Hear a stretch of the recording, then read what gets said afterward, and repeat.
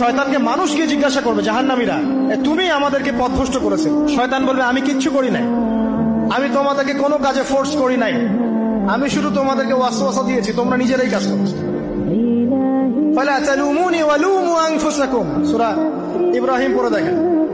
শয়তান বলবে, তোমরা আমাকে লানত করো না, নিজেদেরকেই লানত করো, আমি তো তোমাদেরকে বাধ্য করে কাজ করাই নাই, তোমরা নিজেরাই করেছো এই কাজগুলো। আসুন সামনে যাই। এবার আল্লাহ পাক যখন ইবলিসকে বের করে দিলেন, সে বলছে, আমাকে কিয়ামত পর্যন্ত অবকাশ দিন।